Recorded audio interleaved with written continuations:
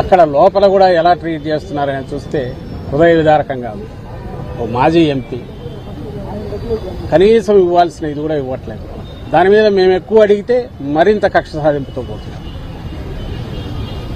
నేరుగా ముఖ్యమంత్రి కొడుకు ఫోన్లు చేస్తాడు, ఏది ఎట్లా నడవాలనో ఇక్కడ డైరెక్షన్స్ ఇస్తాడు.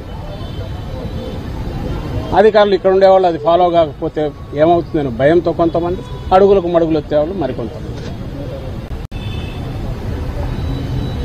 తాగడానికి వాటర్ బాటిల్ తెచ్చుకుంటామంటే కూడా అలౌ చేయట్లేదు, మినిమం ఫెసిలిటీస్ క్రియేట్ చేయట్లేదు. అలాగే 4 నెలలు భరిస్తూ వచ్చారు. మేము పార్టీ జగన్మోహన్ రెడ్డి గారితో సహా వీటన్నిటి మౌనంగానే భరిస్తున్నాం. ఎందుకంటే దీని మీద ఇప్పుడున్న దాంట్లో మీరు ఇవే కాదు, సోషల్ మీడియా కేసులు అని చెప్పి పెడుతూ 2 నెలలుగా చూస్తున్నాం. మామూలు కక్ష సాధింపు కాదు, దీన్ని తొక్కేయాలి, ఈ పార్టీ వైఎస్ఆర్సీపీ ఉనికి లేకుండా చేయాలి, బెదరగొట్టాలి, టెర్రర్ క్రియేట్ చేయాలనే పద్ధతిలో కేసుల మీద కేసులు పెడుతున్నారు. పీటీ వారెంట్లను తిప్పుతున్నారు. ఈరోజు ఆమె సుధారాణి ఆమె రోజు రిలీజ్ అవుతుందని అంటున్నారు. 3 పిల్లల తల్లి, భార్యాభర్తను ఇద్దరిని జైల్లో వేసేశారు. కేవలం ఎప్పుడో 2-3 ఏళ్లకు పెట్టిన సోషల్ మీడియా వీటి పోస్టింగ్ల గురించో, లేదా నార్మల్ దీంట్లో సోషల్ మీడియా అంటే ఉండే వ్యక్తిగత స్వేచ్ఛతో వాళ్ళు పెట్టిన పోస్టులు చూసుకుని అది జగన్మోహన్ రెడ్డి గారికి సపోర్ట్ అంటే చాలు. వాళ్ళు మా పార్టీ కార్యకర్తలు కూడా కానక్కర్లా, ఆయన అభిమానించే వాళ్ళు అయితే చాలు. రాత్రి తీసుకెళ్తున్నారు. ఇప్పుడు ఇక్కడే ప్రేమ్ ఎక్కడ ఉండాలా, ప్రేమ్ మీ గుంటూరులోనే జరిగింది. వారం 2 వారాలు అవుతుంది, 12 రోజులు.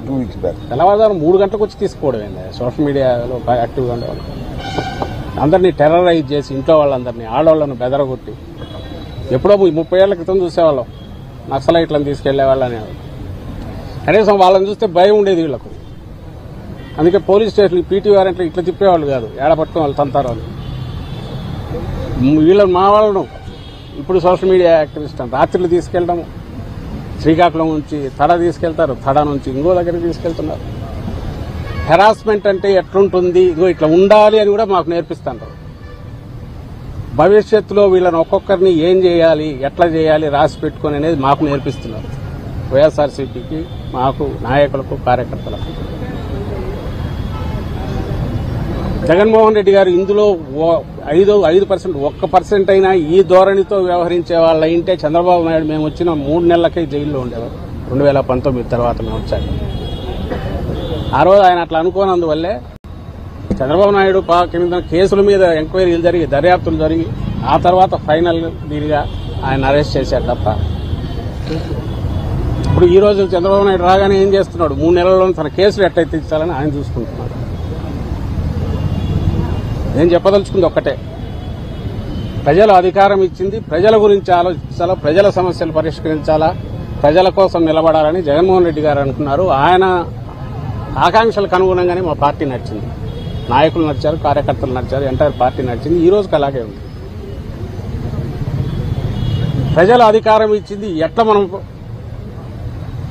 దండుకోవాలా, ఏ రకంగా మన సంపద పెంచుకోవాలా, ఏ రకంగా మన చుట్టూ ఉండే వాళ్ళవి పెంచాలా, వాళ్లే రేపు వాళ్ళ ప్రయోజనాల కోసం మనల్ని నిలబెడతారు, అలాంటి ఒక మందను తయారు చేసుకున్నది చంద్రబాబు నాయుడు. అది గతం కంటే ఇప్పుడు బరి తెగించి ఆచరణలో కూడా ఆయన చూపిస్తున్నారు. 5 నెలల్లోనే చూపిస్తున్నారు. ఈ తేడా అందరూ గమనించాలి.